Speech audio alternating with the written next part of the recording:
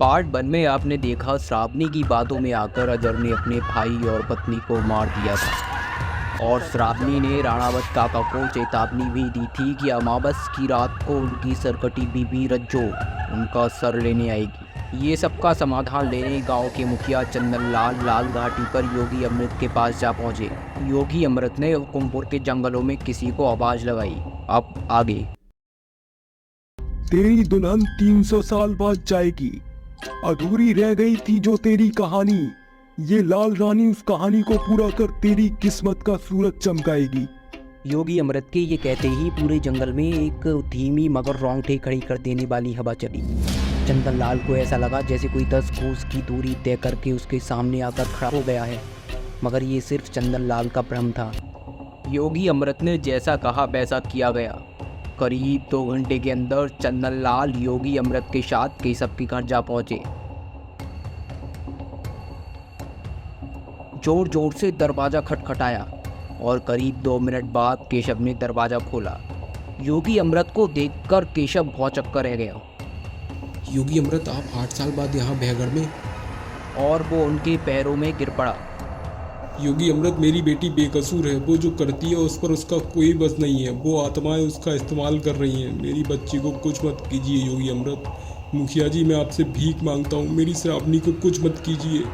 हम लोग तेरी श्रावणी को सजा देने नहीं आए हैं और ना ही उसे मारने आए हैं। केशव, तू भी जानता है उन 100 प्रेत आत्माओं के कारण उसे मारा नहीं जा सकता।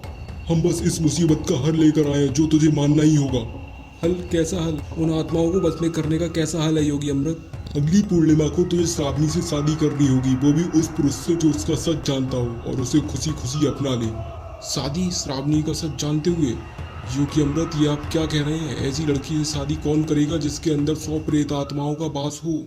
योगी अमृत मुस्कुराए और तभी भीड़ को चीरता हुआ एक सजीला, सुंदर और रौबदार व्यक्ति वाला पुरुष केशव के सामने आकर खड़ा हो गया। लंबा कद, कटा हुआ शरीर, भूरी आंखें और बड़े घराने के कपड़े। ये नौजवान वही था जिसे योगी अमृत ने अजीब सी कविता गाकर 10 कोस से आवाज दी थी। हम करेंगे श्रावणी से शादी। आप मेरी बेटी से शादी करेंगे? पर आप हैं कौन? आप जानते हैं ना, मेरी श्रावणी पर 100 प्रेत आत्माओं का साया है। हम हुकुमपुर के बड़े हुकुम के बेटे राय बहादुर तेज प्रताप सिंह हैं। हम श्रावणी के बारे में सब जानते हैं और हम उसी से शादी करेंगे।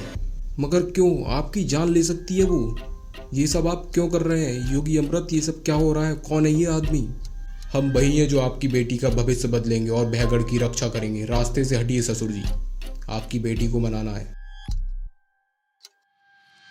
राय बहादुर घर के अंदर आया। उसने देखा कि श्रावणी हवा में उल्टी लटकी हुई है। उसे अपनी लाल आंखों से कूद रही है और उसके अंदर की आवाजें चीख रही हैं। राय बहादुर, तेरी इतनी हिम्मत कि तू फिर हमारे पास लौट आया। हम तुझे श्रावणी से कभी शादी नहीं करने देंगे। शादी तो हम श्रावणी से करेंगे और तुम सबको अपने साथ लेकर जाएंगे। रोक सकते हो तो रोक कर दिखा दो। हम तेरा खून पी जाएंगे, तू कभी श्रावणी से शादी नहीं कर सकेगा। श्रावणी के अंदर की आत्माएं अपना आपा खो चुकी थी। उन्होंने श्रावणी को हवा में किसी पहिए की तरह तेजी से घुमाना शुरू कर दिया और फिर पास में रखा खंजर उठाया और श्रावणी ने पूरी ताकत के साथ राय बहादुर की तरफ खंजर फेंका और राय बहादुर के सीने में उतार दिया। राय बहादुर अपने ही खून में गिर गए। गुस्से में पागल हो चुकी श्रावणी हाथों में राय बहादुर के खून से सना हुआ खंजर लिए अपने पिता केशव और योगी अमृत की तरफ लपकी। पागल हो गया है तू केशव? इस डोंगी के झांसे में आकर श्रावणी का ब्याह करने चला है? तेरी इतनी हिम्मत कि तू हमारे समझाने के बावजूद श्रावणी को हमसे अलग करने की सोचे? आज तक तुझे सिर्फ इसलिए जिंदा रखा क्योंकि तू श्रावणी का बाप है। तुझे मार देंगे तो ये अनाथ हो जाएगी, पर तू तो हमें धोखा देने निकल पड़ा। योगी अमृत, वो मेरी तरफ कटार लेके आ रही है। मैं भाग नहीं सकता, मेरी बेटी है वो। पर आप कुछ क्यों नहीं कर रहे? मेरी जान बचाइए, रोकिए इसे योगी अमृत। मैं कैसे बचाऊं तुझे केशव? तुझे बचाने के लिए मुझे श्रावणी को भस्म करना पड़ेगा, और तू तो एक मोह में अंधा पिता है, इसलिए तू वो मुझे करने देगा नहीं। अगर बचना चाहता है तो बोल, अभी भस्म कर दूं उसे। बोल, कर दूं भस्म? नहीं, मुझे मरना मंजूर है, लेकिन मैं अपनी बेटी को अपने सामने राख होते नहीं देख सकता। श्रावणी को राख होते नहीं देख सकता? तुले खुद राख हो जा। श्रावणी ने चीखते हुए हवा में छलांग लगाई। योगी अमृत ने केशव को धक्का दिया और उसकी जगह अपना सीना कटवाने के लिए तैयार हो गए। किसी भी पल श्रावणी योगी अमृत के सीने पर कूदकर उस खंजर से उनका शरीर छिन्न भिन्न करने वाली थी। पर अचानक केशव के घर के अंदर से मंत्रों की आवाज़ आने लगी। कोई आदमी केशव के घर के अंदर से मंत्र पढ़ रहा था। उन मंत्रों की आवाज़ तेज होने लगी। श्रावणी चीखती तड़पती हवा में लटकी रही। सब लोग हैरान रह गए। योगी अमृत और केशव के पीछे पीछे घर के अंदर भागे और घर के अंदर पैर रखते ही उन्होंने जो नज़ारा देखा उसे वो मरते दम तक नहीं भूल सकते थे। जमीन पर अपने ही खून से सना हुआ राय बहादुर तेज प्रताप सिंह अपने मृत शरीर के अंदर से ही उन मंत्रों का उच्चारण कर रहा था। उसका जमीन पर फैला हुआ खून धीरे धीरे सूखने लगा। उसके घाव अपने आप भर रहे थे और उसकी सांसें लौट रही थीं। राय बहादुर पुनः जीवित होकर खड़ा हो गया। ना कोई घाव न खून की एक खून। योगी अमृत मुस्कुराए और बाकी सभी लोग अचरज के मारे पुत हो गए। क्या लगा तुम सबको कि कोई मामूली आदमी श्रावणी जैसी साबित लड़की से शादी करने आया है? हम जानते हैं कि वो क्या है और उसके अंदर कौन है, इसलिए हम तैयारी के साथ आए हैं। जिंदा हैं हम, मरे नहीं। आओ हमारे साथ।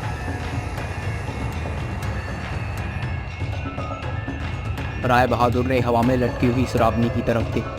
श्रावणी पर काबू करने वाली आत्माएं दर्द से करा रही थी। राय बहादुर को दोष दे रही थी, कोस रही थी कि वो एक बार फिर से उनके रास्ते में आकर खड़ा हो गया। उसने अपनी शेर जैसी भूरी आंखों से श्रावणी के शरीर को घूरा और आत्माएं शांत हो गई। उसके शांत होते ही श्रावणी जमीन की तरफ गिरने लगी, पर राय बहादुर ने आगे बढ़कर श्रावणी को किसी नाजुक फूल की तरह अपने हाथों में समेट लिया। राय बहादुर श्रावणी को बाहों में उठा के उसके कमरे में ले गए। उसे बिस्तर पर सलीके से लिटाया और बाहर आकर उसने केशव और गांव के सभी लोगों से पूछा। आप सभी यही सोच रहे होंगे कि पिछले आधे घंटे में जो देखा वो सच है या कोई माया। एक मरा हुआ आदमी अपने मुर्दा शरीर से कैसे मंत्र बोल सकता है? अपने घाव भरकर जिंदा कैसे हो सकता है? और तो और एक जिंदा आदमी से ऐसी डरावनी शैतानी आत्मा कैसे डर सकती है? कहीं ये राय बहादुर कोई शैतान तो नहीं?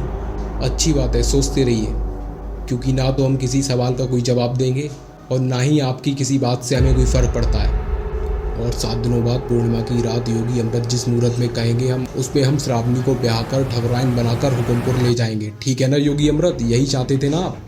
हाँ राय बहादुर साहब, मैं यही चाहता था और मुझे खुशी है कि जैसी मुझे उम्मीद थी सब वैसे ही हो रहा है। श्रावणी की गिरफ्त से ये गांव आज़ाद हो जाएगा और श्रावणी को भस्म करने की भी ज़रूरत नहीं होगी। और आप ससुर जी अपनी शकल से ही डर और हैरानी के बादल हटाइए।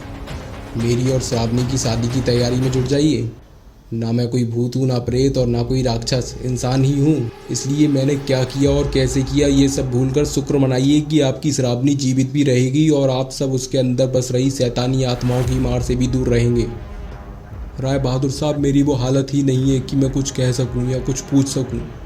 अगर योगी अमृत आपको ढूंढ कर लाए हैं और अगर आप श्रावणी के अंदर बसने वाले नर्क का सामना कर सकते हैं, मेरी श्रावणी को संभाल सकते हैं, उसे जिंदा रख सकते हैं, तो आप जो कोई भी हूँ, मेरा आपसे कोई सवाल नहीं है।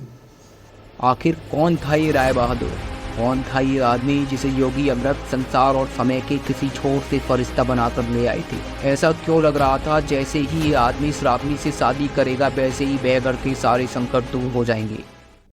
योगी अमृत ने केशव से बड़ी सहजता से कहा, केशव, शादी के इन 7 दिनों में हमें काफी काम करने होंगे ताकि 7वें दिन श्रावणी और राय बहादुर की शादी बिना किसी रुकावट या अपशकुन के हो सके। आप बस हुक्म कीजिए योगी अमृत, क्या करना होगा? पहला काम, जिस घर जिस गांव में श्रावणी का जन्म हुआ था वहां जाकर हमें यज्ञ करना होगा और उस यज्ञ के बाद उस घर को आग लगाकर उसकी भस्म को जमीन के 6 फुट नीचे दबाना होगा। दूसरा, श्रावणी को 24 घंटे के लिए एक मंदिर में रखना होगा।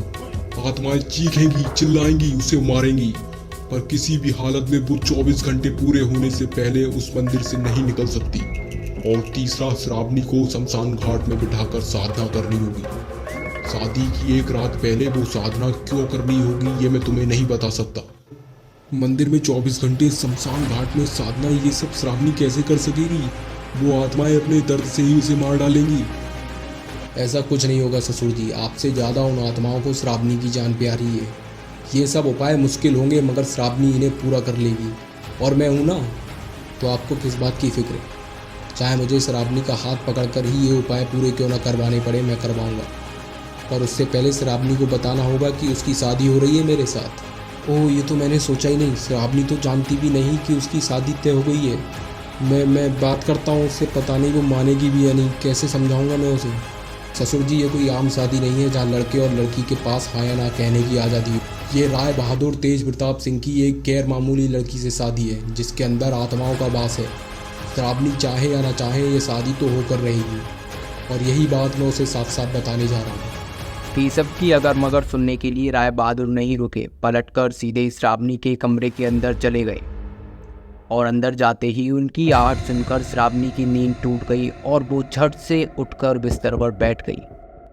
आप कौन हैं? और मेरे कमरे में क्या कर रहे हैं? बापू कहाँ हैं? बापू? तुम्हारे बापू इस कमरे के बाहर ही हैं श्रावणी, घबराओ मत। उन्होंने ही मुझे तुमसे बात करने के लिए भेजा है, इसलिए डरो नहीं मुझसे, तुम्हें कोई खतरा नहीं है। आप हैं कौन? और बापू आपको मुझसे बात करने क्यों भेजेंगे? भला ऐसी कौन सी बात है जिसे करने के लिए वो किसी अनजान आदमी को मेरे पास भेजेंगे? अनजान आदमी नहीं हूँ मैं श्रावणी, मैं तुम्हारा होने वाला पति हूँ। इस तरह हैरान होकर मुझे अपनी नहरी आंखों से मत देखो, मैं सही कह रहा हूँ। 7 दिनों के अंदर हमारी तुमसे शादी है। राय बहादुर तेज प्रताप सिंह से शादी है तुम्हारी। राय बहादुर की बात सुनकर श्रावणी हैरानी और घबराहट से कांप उठी। वो जोर से चीखकर बिस्तर से उतरी, राय बहादुर को धक्का दिया और दरवाजे की तरफ दौड़ी। पर इससे पहले कि वो दरवाजे तक पहुंचती, राय बहादुर ने श्रावणी को उसकी कमर से पकड़ा और खींचकर बिस्तर पर धक्का दिया। राय बहादुर ने उसके दोनों हाथ पकड़कर उसे काबू में किया। तुझे क्या लगता है लाल रानी, तू भागती रहेगी और मैं तुझे पकड़ता रहूँगा? 300 साल से तू इन 100 भूतों के साथ भागती फिर रही है, पर क्या हुआ? देख, मैं आ गया ना वापस तुझे लेने। अब मुझसे बचकर कहाँ जाएगी? जाकर दिखा। राय बहादुर की थीवी पर राज खोलती आवाज, अपने अंदर सुनाई दे रही 100 आत्माओं की चीख पुकार, और राय बहादुर के मुंह से वो नाम सुनना, लाल रानी। ये सब सुनकर श्रावणी एकदम शांत हो गई, ऐसे कि जैसे राय बहादुर ने उस पर कोई जादू कर दिया हो या उसे कोई पुरानी बात याद दिला दी हो। आखिर क्या है राय बहादुर, श्रावणी और उन 100 आत्माओं का क्या संबंध है? और ये लाल रानी कौन है? क्या ये शादी इतनी आसानी से हो पाएगी जैसा सब सोच रहे हैं? और क्या बहगढ़ 100 आत्माओं के श्राप से मुक्त हो पाएगा? जानने के लिए देखते रहिए स्कैरी स्माइल। अगर आपको स्टोरी पसंद आ रही हो तो लाइक सब्सक्राइब करके नेक्स्ट पार्ट के लिए कमेंट जरूर करें।